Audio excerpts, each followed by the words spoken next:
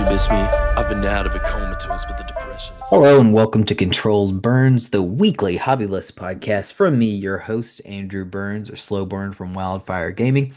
Welcome back to the show. I am excited to continue my series that we started last week of my top 100 musical artists of all time. We started that list last week, and I introduced kind of the concept and how this is a something that I've been working on off and on for the last 15 years of my life. So all of the kind of the history stuff is going to stay in that first episode. So if you need to go back to the first episode, you could check that out.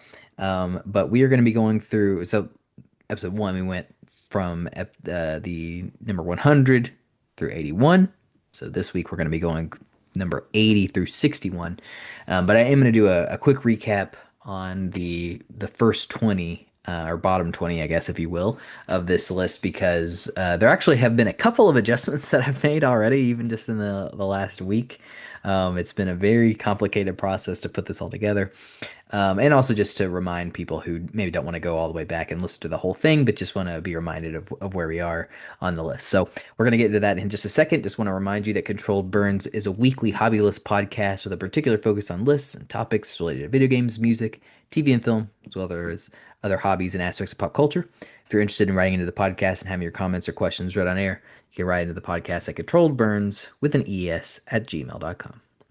Okay, so we're going to do just quickly go over the top 100 through 81 on this list, and there I will give you a notice whenever there's some notable changes. But at number 100 right now is Martin O'Donnell, which is the famed composer from the Halo series. I have also put Michael Salvatore and Steve Vai as noted collaborators with him. Number 99 is Restless Heart, band from the 80s. Number 98 is Camper Van Beethoven, punk band also from the 80s. Number 97 is Jane's Addiction, which is another kind of harder rock band from the 80s. 96 is The Evening Rig, a more modern band. Number 95 is The Cure. Number 94 is Green Sky Bluegrass. Number 93 is composer Mitsudo Suzuki, who has been working on the Final Fantasy VII Remake project and Rebirth as well. Number 92 is James Newton Howard, very famed film composer that's been on a number of projects. Number 91 is M83, the electro pop band. Number 90 is Iggy Pop and the Stooges. Number 89 is composer Austin Wintory, most famed for the Journey soundtrack. But as you'll note, if you go back and check that out, that entry on last week's podcast, there's a lot of other interesting projects to his name. Now, number 88. This is a somebody that was I didn't have on the list previously, and I kind of when I reconfigured the math on how everything worked out, I realized that this individual should be at number 88. So number 88, I'm gonna sort of introduce here as if I was introducing this person for the first time because I am. And number 88 is Jay Mascis. So Jay Mascis is a singer-songwriter that I would say probably has connected with me more than almost any other. If you count as Bruce Springsteen as a singer-songwriter, then he would definitely be above him. And I think Bob Dylan probably as well. I've been a huge Bob Dylan fan at various times in my life, but there was a period where Jay Mascis was right near the top of my favorite artists. He was before he kind of had a solo project. He was the leader of this '90s alternative rock group called Dinosaur Jr. And honestly, there's a lot of similarities between his music there and the music that he did as a solo artist. Although his solo artist work has been a lot more acoustic versus the kind of more plugged in nature of Dinosaur Jr. But I was not introduced to him through Dinosaur Jr. I got introduced to him when he was selected as one of the top 100 greatest guitarists of all time by Rolling Stone in 2012. And I was a huge reader of Rolling Stone at that time. And so I was like, my brother and I were really into guitarists, and he was like learning how to play the guitar at the time. And that it was just a really active time for me in my music fandom. And so that was a list that we really poured over and really dissected, and we really checked out all of those entries. At that time, Mascis was fresh off of his first major solo release, which is Several Shades of Why. And I just remember listening to that in its entirety at that time. And at that time, I probably would have put it up there with one of my favorite albums of all time. It's I really loved it back then. It really hit with me. I honestly I had just not listened to as much good music back then as I have now, and so it was kind of at the in the upper echelon of that. You know, now it's faded a little bit for me. I will say I don't think I would put it up there with the greatest albums ever written, but I do still think it's a very consistent and well written album, and it definitely does a great job of putting Mascis just heartbreakingly beautiful acoustic guitar work front and center. Um, but yeah, so I was a big fan of that album. That came out in 2011, but then 3 years later he did his follow up, which was Tied to a Star. And that hit me whenever I was in college. I was the editor of my college newspaper, the East Texan. I probably listened to dozens of new albums during that period, 2014, 2015 in particular. Um, and I was blown away again by Tied to a Star. I thought it was even better than his first album. It has, I certainly would say, his best work to date, including songs like Me Again and Trailing Off. And so at that time, I was doing lists in a publication that was actually read by people at A&M Commerce, my alma mater, and yeah, they're my top spot as album of the year that year. And I printed that in the pages of my own publication. That was really exciting. And so since then, he's released a couple of other great albums. 2018, he did Elastic Days, and then just last year, he did What Do We Do Now? One thing I think is kind of interesting about Jay Mascis is he's really spaced out his releases, and it's been spaced out enough to where they really hit me at major periods of my life. And so it's a big deal around around here, I guess. Certainly it's a big deal to me whenever he comes out with a new release. In 2011 I was still in high school. 2014 I was in college, really kind of starting my career. In 2018 I was working professionally, not as a music reviewer, but as a journalist. And I was living by myself. I had moved out to East Texas at that time, and I had my own apartment out down there.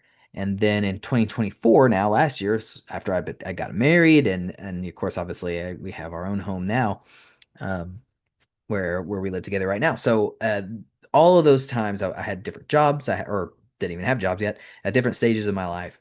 And so I just really connected with Jay Mascis in a way that I haven't with a lot of artists. And so I don't know how many more full length albums that he's got going forward, especially at the rate that he goes. He's 59 years old right now, but certainly any time that Jay Mascis is going to be coming out with any sort of new album, I will definitely be there to listen to it and likely celebrate them. So he's number 88 on this list now. 87 is Billy Joel. Obviously, he needs no introduction. 86 is Florence and the Machine, the indie band. 85 is Takeshi Hama. This is a video game composer, and I've put noted collaborators here: Hajime Wakai, Shiho Fuji, and Mahito Yokota. These are all video game composers at Nintendo. They all have various credits to their name. They're all brilliant, but they all work together on the Legend of Zelda Skyward Sword soundtrack in particular, which I think is probably my favorite Zelda soundtrack, other than maybe Koji Kondo's original Ocarina of Time soundtrack. But I really love some of the work that Takeshi Hama did in particular on that soundtrack. So anyway, why I gave him top billing, but all of them really kind of take that spot at number 85. Number 84 is Tadayoshi Makino. This is another kind of under the radar Japanese composer. He's also been working on the Final Fantasy VII Remake project, but his work also goes back to Final Fantasy 15 and Monster Hunter World. Number 83 is Yasunori Mitsuda, certainly one of the most famous and legendary video game composers of all time, the composer for Chrono Trigger and all of the Xeno games, and most recently Sea of Stars. And then number 82, this is actually where we left off last time. So because he was number 81 last time, because we moved some things around. But right now it's number 82 is Stephen Malkmus and the Jicks, which is kind of the solo project for Stephen Malkmus after Pavement. So he was the kind of the band leader of the 90s band Pavement. So that is where we are right now. So we have really 21 new spots to go through right now, because we're starting with number 81 rather than 80. And number 81 on this list is Waxahatchee. So this is actually a kind of an indie rock project by this woman named Catherine Crutchfield, very talented. singer-songwriter. I actually got introduced to this project through her 2017 release, which she'd done a couple things before that, but 2017 she released Out in the Storm. I was listening to a ton of music at that time because I had this job where I had a commute, and then also I kind of delivered papers at this point. I was working in a very small newspaper in my hometown, and so I would actually deliver those as well. So I had to spend a lot of time in the car on Wednesdays specifically, and yeah, I remember listening to a lot of albums. One of them was this album by Waxahatchee.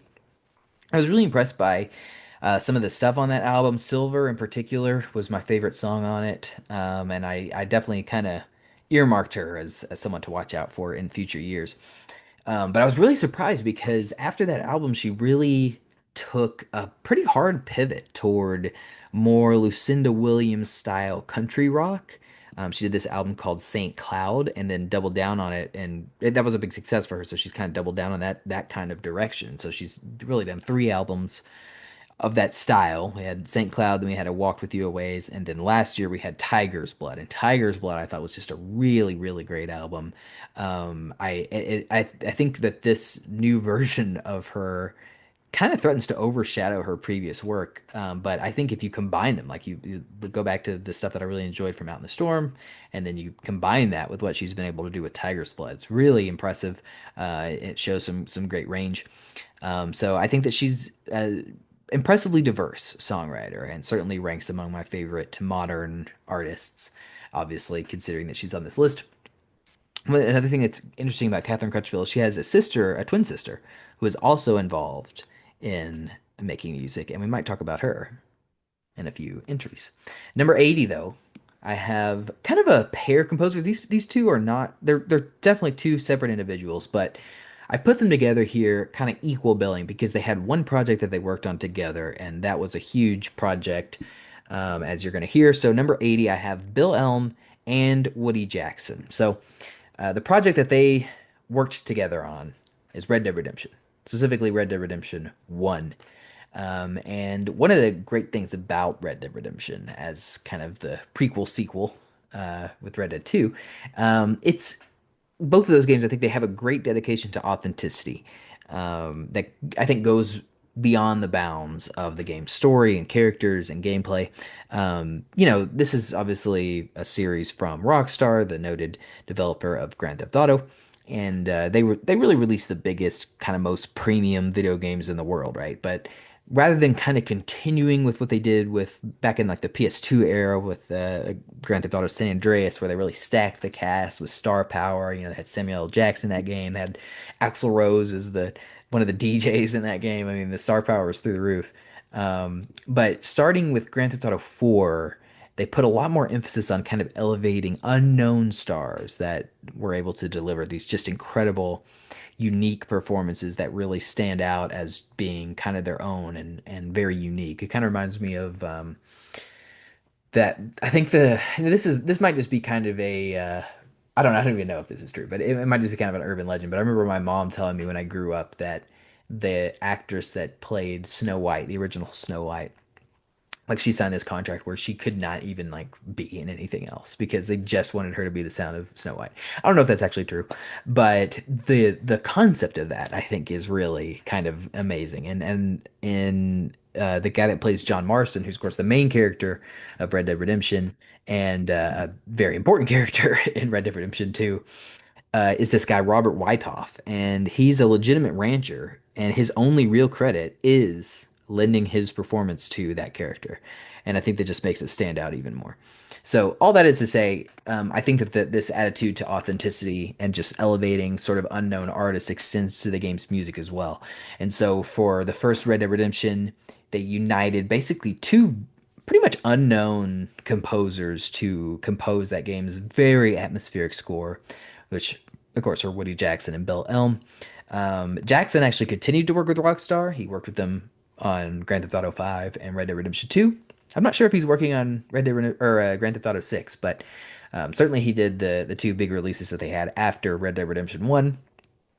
But for Bill Elm, the original Red Dead Redemption is really his only major credit, which I think is really cool and sort of is in line with kind of what I'm talking about, where it's just like these kind of one-off performances that are so fascinating.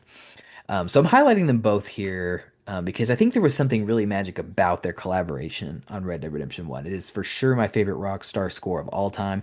I think a great example is you listen to Exodus in America, which is this really evocative track in the game. It plays, I believe, during the opening credits of Red Dead Redemption 1. But it's been a long time since I played Red Dead 1, so I'm not 100% sure on that. But I'm pretty sure that's when this song plays. And it just has this odd, of course, it's all instrumental, but it has this very strange sense of haunting foreboding and dread. But then it mixes that with like beauty and kind of serenity in a way that I don't think I've ever really heard replicated in any other piece of music that I can think of to date. So very unique sound that they created for that game. And for that reason, I have put them both together here and I've given them equal billing at number 80. Bill Elm and Woody Jackson. Great work. Now, number 79, I have Darlene Love. And so this is an interesting entry. I think, you see on lists like this, it's not uncommon to see Phil Spector sort of ranked on the list, and this is kind of the Phil Spector spot if you want to think of it in that way. He was obviously highly influential on a number of early pop stars' careers, particularly in the '60s, but also on into the '70s as well. And he just had a very distinctive sound that he was able to create. The wall of sound was kind of attributed to him. The Ronettes are definitely, well, maybe not definitely, but I would argue his are most well known for being with Phil Spector in more ways than one. You kind of dive into his kind of weird, creepy history, but he also worked with groups like the Crystals and Ike and Tina Turner and the Righteous Brothers, and then even more kind of unique artists that or different artists that you wouldn't expect. Like he worked with the Ramones, he worked with Leonard Cohen, he worked with the Beatles themselves on their final album, Let It Be. But to me, when I think about Phil Spector and I just think about someone just taking the ball and running with it, I think of Darlene Love. And I think that she just like everything she did just seems so effortless to me. She just took his production and created, well, what I would argue is the undisputed greatest Christmas song of all time, and Christmas Baby Please Come Home. And she would perform that for decades after that. Like she would perform that song on the David Letterman show, like every year around Christmas time. And every single time that her performance was impressive. It was like she had these titanic vocals. It was even when she got older, she just never lost that passion and heart that was really apparent in her singing and her performance. And so, for that whole Phil Spector kind of era, I'm picking Darlene Love as kind of the standard bearer for that. And she was nowhere near as big of a star as a lot of those groups, the Ronettes and the Crystals and Ike Tina Turner and the Righteous Brothers. But I also don't think that any of them have songs that hold up like Darlene Love's do. So, for that reason, Darlene Love, number 79 on this list. I love her. Number 78 is Julia Jacklin. This is an Australian artist. Another one of the newer artists that I'm highlighting on this list. She's only made 3 albums so far. But I still think that's enough time to establish herself as a really varied songwriter. She has this really intimate edge that reminds me a little bit of Taylor Swift. But where Taylor Swift's first couple of albums they were pleasant, they were good, largely inoffensive, right? It was by her second album, by Julia Jacklin's second album, which was called Crushing.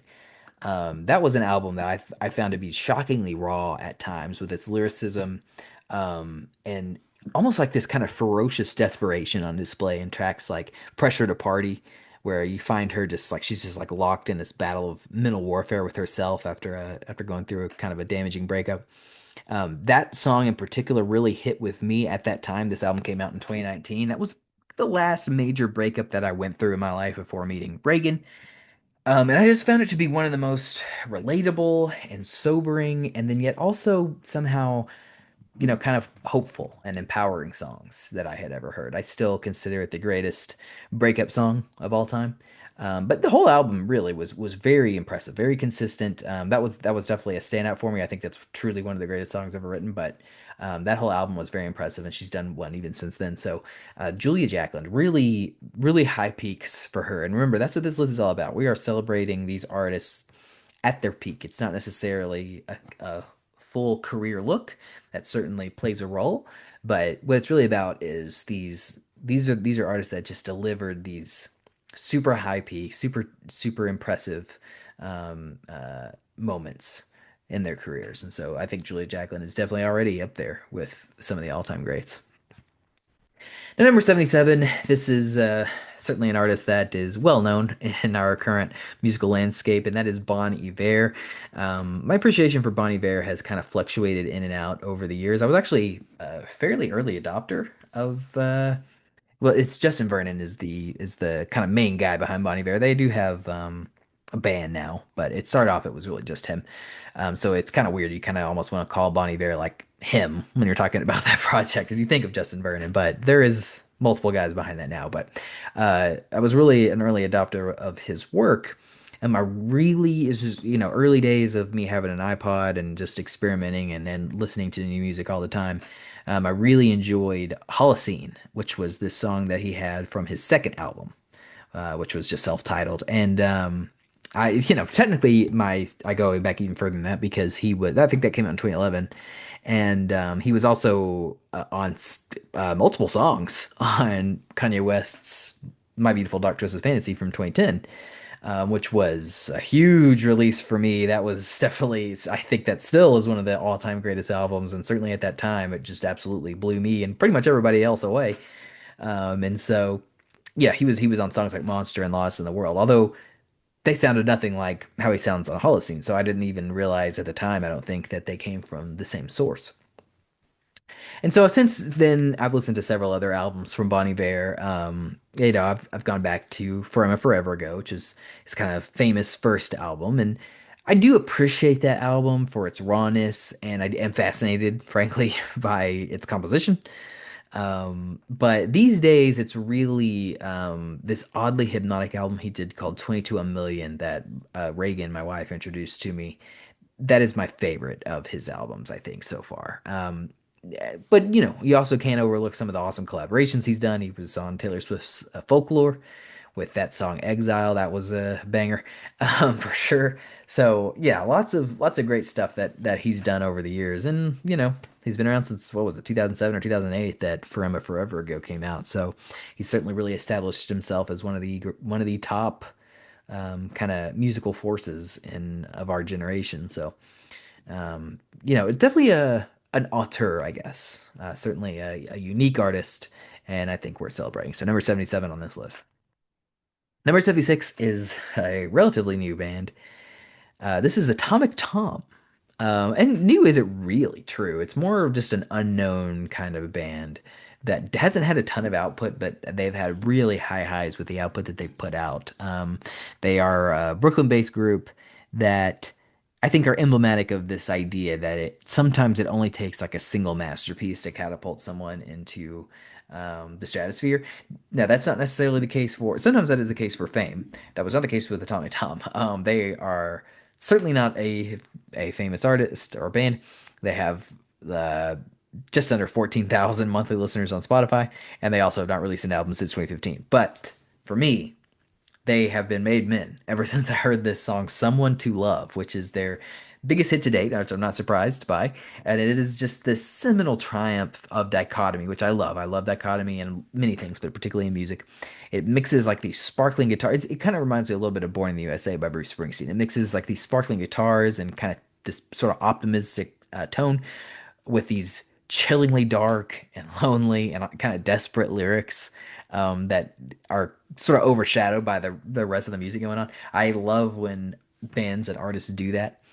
And it might even be my favorite kind of gimmick, if you want to call it that, or just my favorite approach to songwriting is that kind of dichotomy. And few groups have ever done it better than Atomic Tom with that song "Someone to Love." I keep hoping that they will have more to do, and will come out with more stuff. But already, like that's one of the all-time great songs.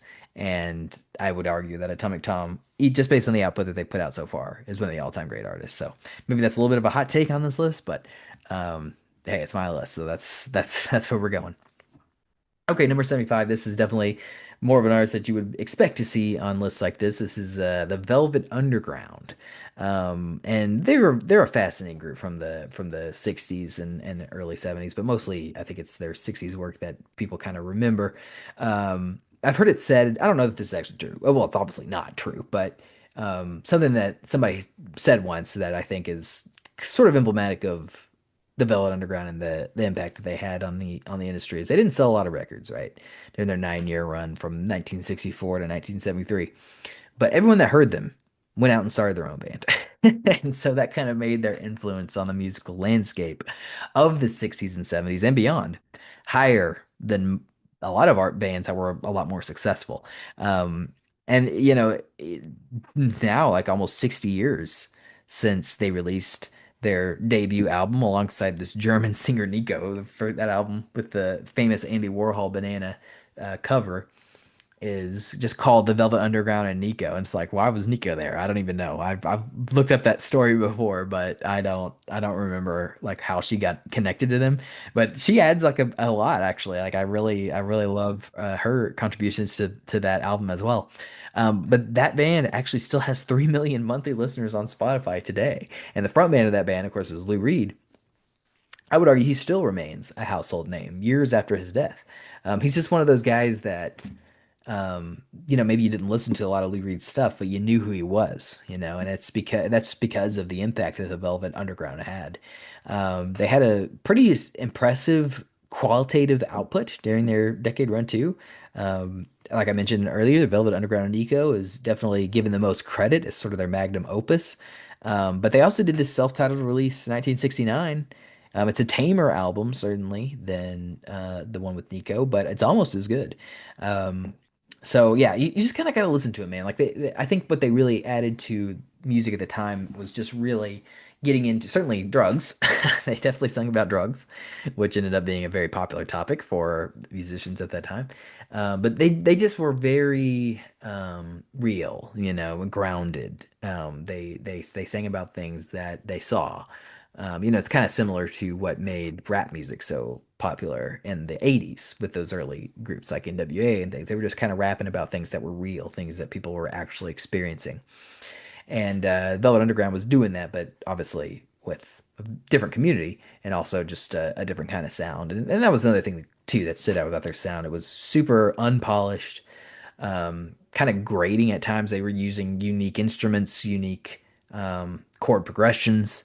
Just everything they did was just totally unlike what you would normally make at that time because pretty much everybody wanted to make a hit record, right? But the Velvet Underground clearly were not setting out to make hit records, and it showed in their music. And so, as a result of that, it's really stood the test of time. So, they're definitely an acquired taste, but it's a taste where if you develop that taste, it is so intoxicating, and it becomes unforgettable. So, Velvet Underground at number 75, well deserved.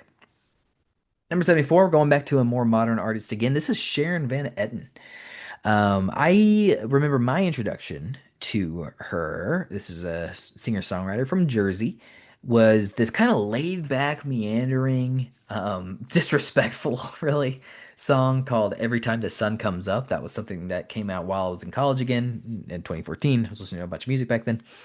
And that was on this album that she did called Are We There? And I loved that song at the time. And she'd been on the scene for 5 years by that point already, so she had been around longer than I had certainly been familiar with her up to that point. But it was so that was when I got introduced to her. But it was really her 2019 album, which was called Remind Me Tomorrow. That was the one where I was like, wow, this is one of the greatest artists of all time. It has it's incredible album front to bottom. It is not a long album, which is definitely something that I appreciate. It's very lean and very strong. But she has this one song in particular, this sort of uh, anthemic, haunted showstopper of a song called 17. I think there's so many songs that have been written over the years that have been inspired by New York City. I think 17 might be the best one. It is easily one of the greatest releases of the last decade. And that release seemed to kind of revitalize her because she didn't release a single album between 2014 and 2019. So that was why there was like this. I had this gap with her, but that's because there was a gap that she had a gap with that when it came to her output. But then since doing Remind Me Tomorrow, she's released three more albums, including most recently this year, her self-titled release alongside the Attachment Theory. So it seems like that release kind of revitalized her, and I'm really happy to see that because it was a truly awesome album, a truly incredible piece of music. That 17 song. And if you haven't heard it, I definitely recommend it. Certainly one of the great artists of today, and she's number 74 on this list. Number 73, we have another singer-songwriter here, going back a little bit further, but certainly still active today, and that is Ryan Adams. Not to be confused with Brian Adams from the 80s. I have my little respect for Brian Adams as well. I enjoy some of that stuff, but this is Ryan Adams, who kind of shot up to prominence basically immediately upon the release of his 2000 release, Heartbreaker. He's gone on to be really one of the most active singer-songwriters of this generation. It's amazing to look at, but he's actually released 26, well, 27 if you count Heartbreaker, so 27 counting Heartbreaker studio albums, totally original works. And then he's also done four other albums that were covers of various albums, including uh, most publicly, the one that definitely got him the most attention was he covered Taylor Swift's 1989 in 2015. But even that is not fully covering his output or even some of his best work because he's got these live albums as well, including this just phenomenal double LP live at Carnegie Hall. I think that was 2014 when that came out. It might have also been 2015. But that was just a really incredible live album. And then he actually, I haven't listened to this one yet, but in 2023 he did a return to Carnegie Hall, and that's like awesome. I've definitely, that's high on my list of things that I've got to check out because I loved that first live album. And then 2024, last year, he released another live album called Prisoners, which I did listen to. And I really loved that as well. In 2024 alone, this man released five albums. And would you believe it if I told you every single one of them was good? I listened to all of them and I enjoyed all of them. And so it's a really kind of puts him in a little bit of a weird spot because the pace of this output, which is like totally out of line with what you normally would expect from an artist like this, have kind of threatened to blunt the impact of just the quantity of and quality of his body of work. But I think overlooking it would be a great mistake because there is some really great stuff out there, even that he released last year. He's, I think, at least already done one album this year. And going all the way back to 2000, he's just had this breakneck pace of releases. He's a little bit, he had a little bit of a kind of a Me Too moment kind of thing in 2019, and I think that has also sort of threatened to blunt the impact of his career.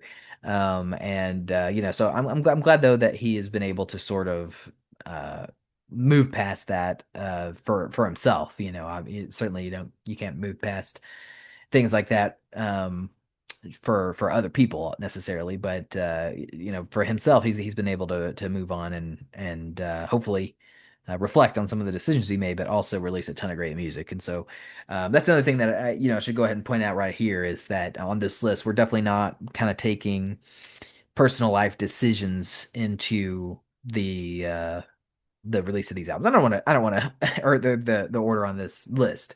I don't want to say paint Ryan Adams as like this guy. He was never like convicted of anything or anything. I think he just, there were some women that, they felt kind of, harassed by him or like uncomfortable with some of the moves that he made. And so, that's all probably, certainly has, relevant and is true. So I don't want to minimize that, but there's going to be some other people that are coming up on this list, particularly in future iterations that are going to be definitely a lot more controversial than Ryan Adams.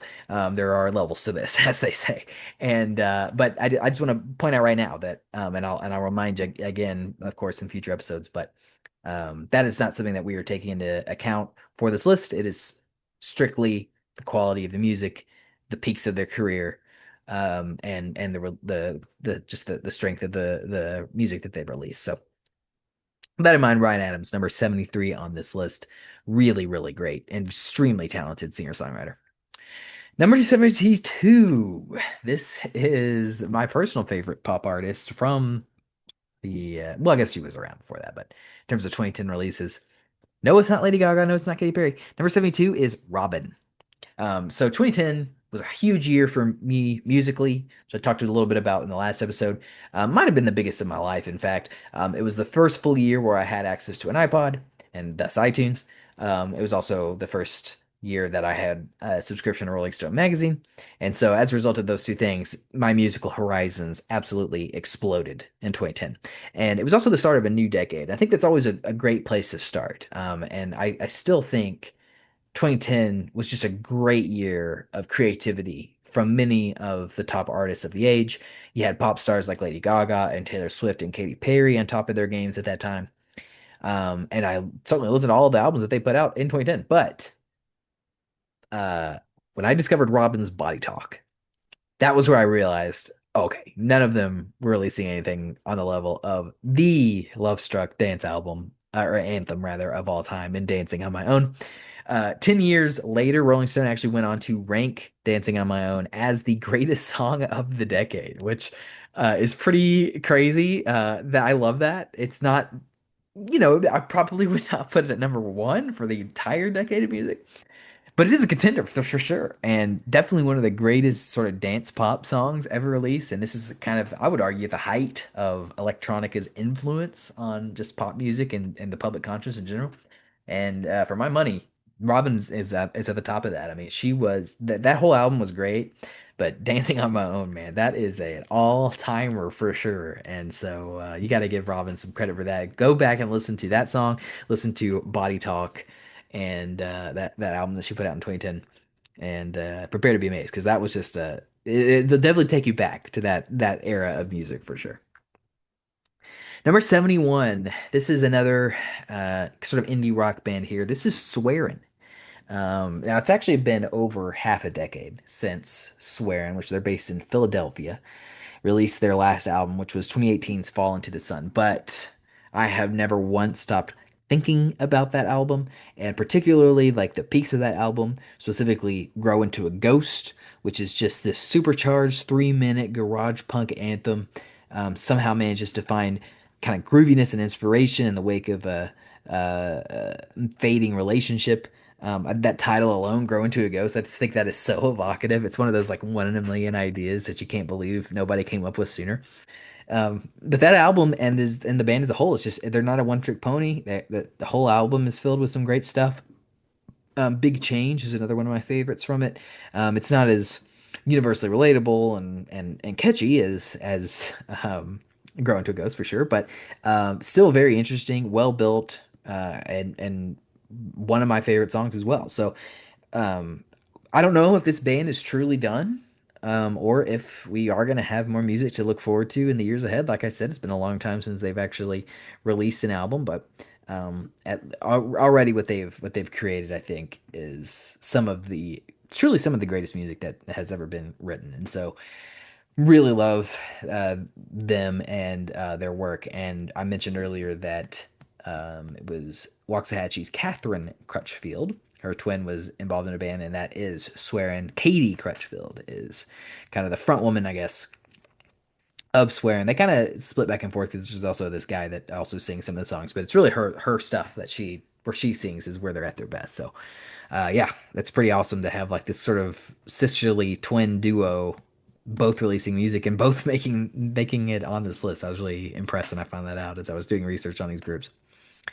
Number 70, here's a band that needs no introduction. This is The Who. And they're an interesting entry for me on this list. They're one of the rock bands I was exposed to earliest. My dad had bought this multi-disc greatest hits collection for my brother before we even had iPods yet. And so we would just listen to those on like CD players. Um, but if I'm being honest, like the majority of that collection really didn't do a ton for me. But at the same time, the peaks of The Who are just kind of undeniably some of the greatest rock songs ever written. Obviously, Baba O'Reilly immediately comes to mind. That is truly just an all-time classic, right? Sort of objectively undeniable at a certain point. But it's also impossible to deny just the impact that this band had on the landscape of rock and roll during, for sure, the greatest rock decade ever, which was the 70s. They were a key part of the British invasion. They actually popularized a lot of things that went on to be associated with rock and roll. The Marshall stack, for instance, which that's pretty crazy. The use of synthesizers in rock music, the use of operatic elements in rock music, and some people even attribute the almighty power chord itself to the Who. So hey man, um, that is you're coming up with stuff like that, concepts like that still persist today. You got to give them some credit. They may not hold up as well as some of their other peers from rock's golden age, and so they're not in the top half of this list for me. But there are many undisputed factors contributing to their ongoing status as a household name for rock fans worldwide, and so the Who definitely worthy of a spot on this list. Okay, number 69, we're back to singer-songwriters again. Really did quite well on this list, I'm realizing. Number 69 is Brett Dennen. This is another one of the relatively new arrivals in my musical repertoire.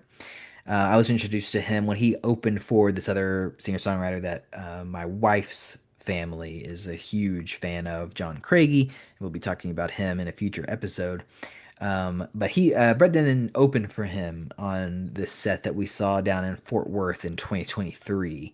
And I enjoyed that. I don't know if I was completely sold on Brett Dennen yet, but there during the Craigie portion of the show, he actually brought him back out for this song that I was just blown away by, which was this song called Sydney, I'll Come Running, which is, I think, pretty clearly Brett Dennen's greatest musical triumph. It's just kind of joyful ode to loyalty.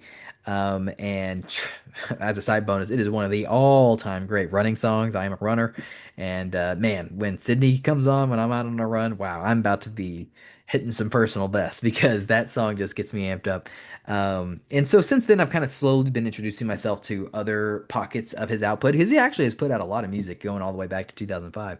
But last year, he did an album called If It Takes Forever, which was really good. A really great album. It was kind of a unique mix of like sort of these hippie sensibilities that Brett Dennen has, but also like sort of this sensitivity, this earnestness to him, and class consciousness as well. That was definitely a big theme of that album. So I really enjoyed that.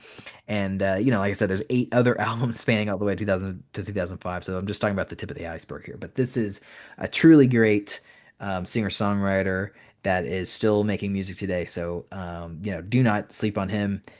Really exciting stuff coming out of Brett Dennen.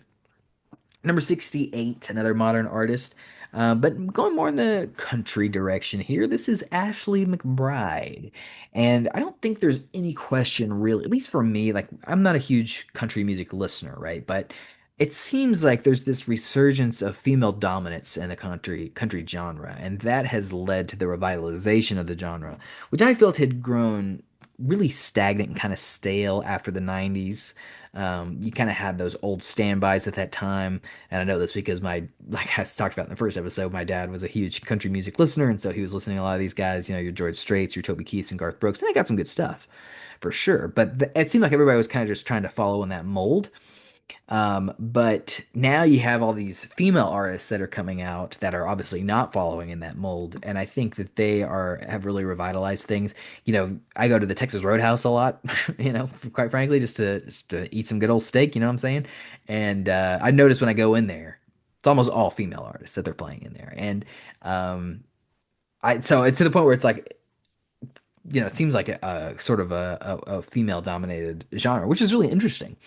And while you're in there with the Texas Roadhouse, if you're lucky enough, you might even hear some legitimately great music, some fantastic gems like Ashley McBryde. I have heard this song, American Scandal, in Texas Roadhouse, and I was not introduced to the song from that. I did listen to the album, Girl Going Nowhere. That was her 2018 album. And I remember enjoying that album, but American Scandal in particular is just this towering middle finger to judgmentalism, basically. I don't know if that's a word, but I'm going with it. And it is really catchy and truly one of the all-time great like songs ever written, frankly. But it's for sure like one of the maybe the greatest country song ever written. And she's had a consistent output ever since then too. So I definitely consider Ashley McBryde to be one of the titans of the country music genre. I think one of the all-time greats in the country music genre at this point, time, and certainly a woman to watch and cherish for any fan of the genre. And I think even if you're not a country music fan, there's a chance that you would enjoy some of the work that Ashley McBryde has done, particularly American Scandal, and some of the other stuff on Girl Going Nowhere. But she's done some more stuff since then as well. So Really love Ashley McBryde, number 68 on this list. Number 67, another modern band. This is The War on Drugs. I think The War on Drugs, I kind of think of them as sort of an example of why rock and roll is never going to truly die, even if its time at the top of the charts is sadly long past. So, this is the band that is fronted by one of the co-founders, Adam Granduciel, I think is how you say his name, Granduciel. He actually founded the band with Kurt Vile, who's a pretty well-known singer or sort of indie rock guy in his own right. And they actually founded this band together, but Kurt Vile left after the first album to just kind of go solo, and that left Granduciel with the War on Drugs name, and he was able to kind of build up this band around himself, and has since, quite frankly, released some of the greatest rock songs of all time, particularly since the turn of the century. The 2017 album, A Deeper Understanding, in particular, was really, really strong. It featured some gems. There was this song called "Strangest Thing" that really, you know, this guy Adam, he kind of has a little bit of Bob Dylan in him, which is interesting because you don't hear a lot of people that kind of sound like Bob Dylan. He's sort of a one of a kind when it comes to his sound and his vocal delivery. And Granduciel's definitely not quite as much of an acquired taste, I guess, if you will, as Bob Dylan's voice is. But there's definitely the phrasing and the way that he kind of writes these songs reminds me certainly of Bob Dylan's Strangest Thing in particular. It reminds me of that. But then you also have other songs like In Chains, which is just the 7 minute driving triumph of a song. It mixes synths and guitars and classic Phil Spector inspired walls of sound to create something that feels really unique. And quite relevant, I think, in terms of just the overall landscape of rock and roll. And I haven't actually seen the War on Drugs live, but I've heard that they are one of the truly great live acts right now as well. So it's definitely one of the most exciting rock and roll artists out there right now. They've got some incredible music to their name. The War on Drugs. Check them out if you're a fan of indie rock. Okay, number 66. Man, this one is close to my heart. Number 66 is Free Cake for Every Creature. Now, my wife kind of has this joke about my affection for what she calls random lesbian music. And she's not wrong. There's no shortage of it in my regular music rotation. But I think when she says that, the project she's thinking about is Katie Bennett's Free Cake for Every Creature. The project it only had a short-lived run. It was from 2014 to 2018 before being discontinued by Bennett, which she said was on a high note. And I would agree because it was after the release of just the truly incredible The Bluest Star, which was maybe my favorite album from 2018. I absolutely loved it. The legacy it has left in the Burns household is epic. The Bluest Star is a really interesting listen, right? It's uh you can hear to me multiple songs on this album where it's like Katie Bennett is taking these concepts that she had for songs in different directions on this same album through different pieces of music. You kind of listen to something like Around You, and then listen to a few songs later, Tom or Mike or Pat or. And you'll kind of see some similarities. Or if you go, you do back. This was back to back. You go "Shake It Out," which is this kind of beautifully understated song. That was my introduction to "Free Cake for Every Creature." And then like you do the even more melancholy follow up, which is "Took a Walk," and you'll start to see what I mean. Like these songs, they take similar chord progressions and ideas, but are totally different pieces of music in the end. And rather than sounding repetitive, it just kind of feels more like an examination of some of the catchiest hooks and down to earth songwriting of this generation. So I absolutely love Free Cake for Every Creature. She did kind of retire the name, but she did release some music in I think 2022 and sort of still tagged it at least with Free Cake for Every Creature on Spotify so that fans of her previous work were able to find it. But really she's kind of going forward just under her actual name, which is Katie Bennett. But wow, some of my favorite music ever released came out of the Free Cake for Every Creature project, and I encourage you to check it out, particularly The Bluest Star from 2018. Okay, number 65, we have another. This is very interesting. This is another country artist, another woman, also named Ashley. So, not to be confused with Ashley McBryde at number 68. Number 65 is Ashley Monroe. So this is one that goes back a little bit further than McBryde. I actually, and I mentioned this in the previous episode, I kind of grew up with a little bit of an aversion to country music because I was just overexposed to it at the hands of my dad during my earlier years. But Ashley Monroe and Taylor Swift first. So first Taylor Swift, you got to give her the most credit, but then also Ashley Monroe were kind of big parts of breaking down the barriers I had with that genre and kind of helping me realize that if you dig deep enough, just about any genre has something to offer. And in 2013, she did this album, Like a Rose. And then 2015, she did this follow up, The Blade. And both of those were big albums for me during my time of actually reviewing albums for publications, particularly during my years at the East Texan. I was in college. And actually, my review, I wrote this review for Like a Rose as part of my job application for the East Texan because I started out as the entertainment editor before I very quickly became just the overall editor of the place. And then I got the job, so then I just printed it in my first issue. But so I'll always kind of have a personal fondness for Ashley Monroe for that reason. Some of the earlier stuff that she did. However, it's actually her later work alongside Miranda Lambert and Angelina Presley. They did this. There were this group called the Pistol Annies that has stood the test of my time as my favorite. Best Years of My Life, which is this amazing song from their 2018 album Interstate Gospel. It also could be the greatest country song of all time. If it's not American Scandal, it could be Best Years of My Life. It's definitely the final boss of like kind of that heartache country that's sort of its own subgenre that is so sort of indicative of country music. But wow, so good. The Pistol Annies as a whole are fantastic. But Ashley Monroe also, she's definitely by far my favorite of the three, and she's had this great solo work as well that stands up outside of what she's done with the Pistol Annies. So for that reason, she's getting top billing here at number 65 on the list. Okay, number 64. We're going back to a composer here. It's been a while since we have on the list. This is a unique one. This is Adam Skorupa. So I made this argument in the last episode that the mark of truly great instrumental music, particularly music used in TV and film, video games, is when you listen to them away from their mediums and you still come away impressed. But Adam Scorpa's work actually takes that step further because he was the composer for The Witcher and The Witcher 2. I've never played The Witcher 1, but I played The Witcher 3 first, of course, and then I went back and played The Witcher 2. I did not even like The Witcher 2. And yet I still think that his work on this game is some of the all-time great video composition ever.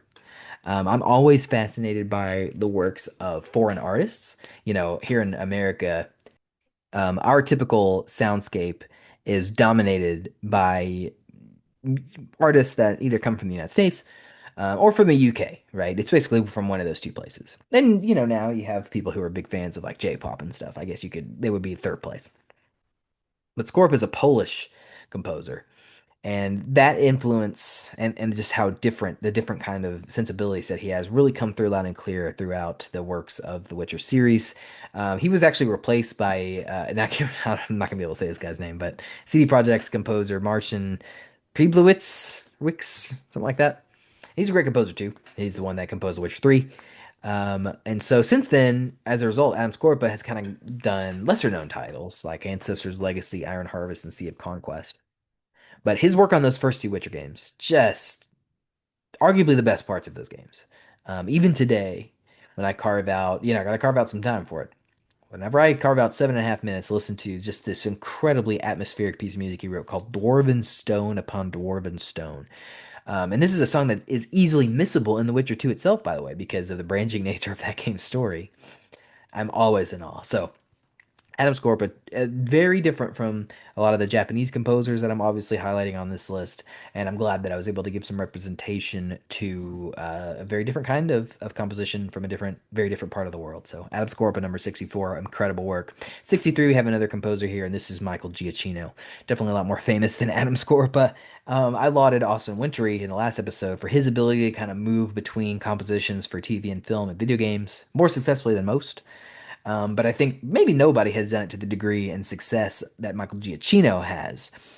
He actually started out in video game compositions in the 90s before getting into just massive TV and film projects in the 2000s. Probably most notably, he was the composer for The Incredibles Pixar's The Incredibles, and then that kind of started this period where he was kind of the go-to composer for Pixar to really great effect. So he did Ratatouille, he did Up, he did Inside Out. And outside of that, he did the new Planet of the Apes series. He did Star Wars Rogue One. He did the newer Spider-Man movies, the MCU Spider-Man films. He did the Batman, which came out couple of years ago.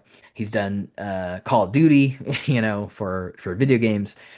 He's just done so much stuff. I actually found out as I was researching him while I was putting together this list.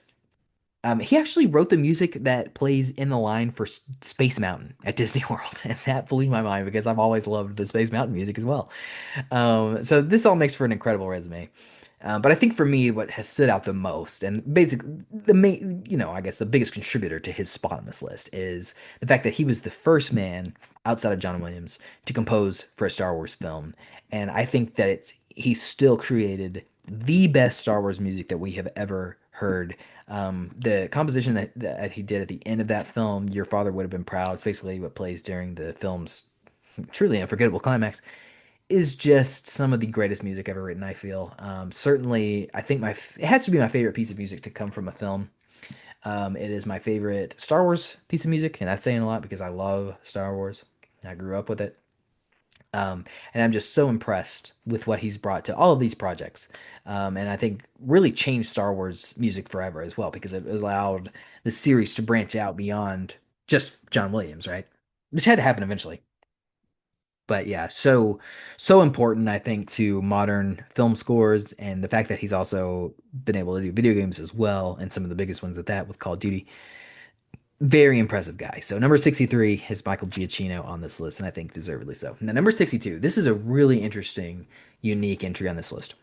Number 62 on my list is Melandru. He's actually the first artist I'm going to be highlighting on this list that is primarily an arranger of work written by other composers. Um, Typically early video game composers, so like the early Final Fantasy stuff, just all the early RPGs. You hear this a lot from some of the early Nintendo stuff as well, where they'll be modernized with actual classical instrumentation instead of what they had with the sound chips of those early consoles. And Melandru, he does that. He's composed his own music as well, but that is kind of primarily what he's known for. He doesn't have the discography of some of his peers that we're going to talk about later on this list, like TPR and Rosen. But I think when at his peak, he actually shows signs of surpassing both of them. For evidence of this, look no further than this stunning. It is a 9-minute rendition, technically of Nobuo Uematsu's "Those Chosen by the Planet" from Final Fantasy VII, but that name really doesn't do justice to what Melandru created, because rather than just sort of modernizing and orchestrating a version of that song, which is a iconic piece of music that plays during a lot of the Sephiroth scenes in Final Fantasy VII. I'm sure you're familiar with it if you've played that game. The piece is actually an original medley and reworking of a lot of themes from that game. So it includes, obviously, Those Chosen by the Planet, but also includes the game's main theme. It includes Aerith's theme, Shinra's theme, One Winged Angel, Genova's theme, and then even some of the more modern stuff from the remake counterpart, like 7 Seconds Till the End. He includes little notes and motifs of that. So none of these tracks have ever been linked in the way that he put them together for Those Chosen by the Planet. And I don't think any of them have ever sounded better, which makes this, in my view, the definitive piece of music from Final Fantasy VII. And that is a statement that I do not take lightly, because I am obviously, it's my number one game of all time. I think the music for it is absolutely incredible. I'm a huge fan of Nobuo Uematsu's work, as we will be hearing later on this list. But I really think that the work of some of these arrangers it's become some of my most listened to stuff of all time, and so I have to include them on this list. And if I'm just being honest with how I feel about music, which is what this list is all about. And number 62 on this list, Melandru, I've just been blown away by his work, and I'm definitely somebody that I'm watching like a hawk. I hope that he continues to release some of this incredible stuff, because I mean, that rendition of Those Chosen by the Planet is basically an original piece of music that uses, it's kind of like what a filmmaker might do, like a Michael Giacchino, for instance, who would take elements from pieces of music written by other composers that might have been used early in the series. You also hear this a lot with the Harry Potter series as well. Obviously, John Williams did the first couple of movies, and then there were other composers that still used some of the themes that he wrote, but really improved on the overall sound and the musicianship, I would argue. And that's what you get here with Melandru and what he's done with some of Nobuo Uematsu's work. So Melandru, I'm sure he's not listening to this, but if he did, like, hopefully he would be honored by being around such great artists, and truly very impressive. Some of the most impressed I've ever been listening to music is at the hands of Melandru. So here he is at number 62. Okay, and we got one more spot left for this episode of the podcast. Number 61 on this list, I'm going with Don Henley, with noted collaborator, obviously, the Eagles, which is definitely the bigger name between the two. So it really is impossible to understate the stranglehold the Eagles had on the American musical mindshare during their run in the 1970s. They had 200 million records sold, multiple top 20 hits, an indelible impact on the success of country rock, which bands like Restless Heart and Rascal Flatts continued in their wake. I actually learned this as I was doing some research here. The best-selling album of all time actually is not Thriller, which is what I'd always heard. And Thriller, it is sort of technically Thriller in terms of it really being like an original album, but 38 million copies sold is the Eagles' greatest hits. Their first greatest hits album actually has sold more than any other album with 38 million copies sold. That is a number that is absolutely unheard of in this modern age of Spotify, Apple Music, and YouTube.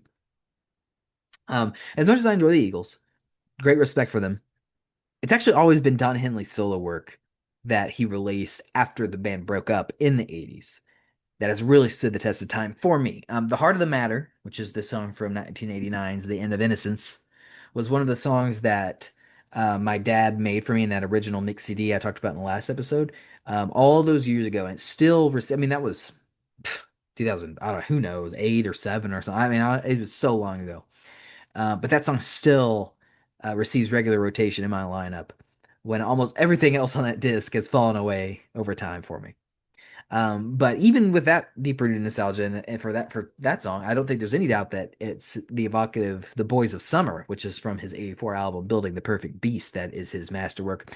You hit that track during a sunset run, especially on a beach. I've actually never run on a beach, but can only imagine that if I did, I would just be blown away by it. But even just a track at sunset, no matter where you are, listen to that and try to tell me it's not one of the greatest songs ever written. It is truly epic when you're on a run. So, and also, if you're not on a run, it's also an amazing piece of music, and certainly was a big hit for Don Henley. But yeah, man, he's just got like these standout songs that just really hold up in the test of time. I think even more so than the Eagles' work. So, yeah, I'm giving Don Henley top billing here, respecting his work with the Eagles as well. Noted collaborator, as I said.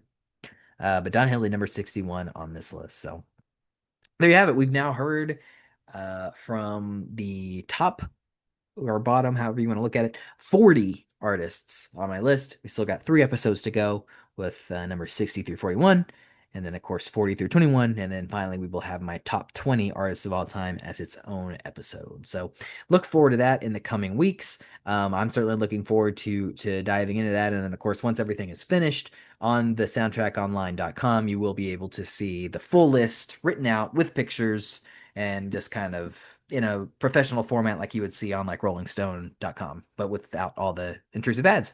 So that's great. So yes, thanks again for listening to this episode.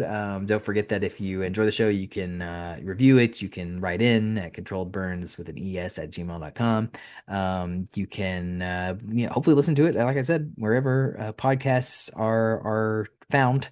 We should be on all of the major networks, so let me know if there's a place that we're not that you would like to be able to hear the show. But until then, that is it. We will be back next week talking about the next group of artists that are even higher on my list. Get hyped for that. Until then, keep it warm.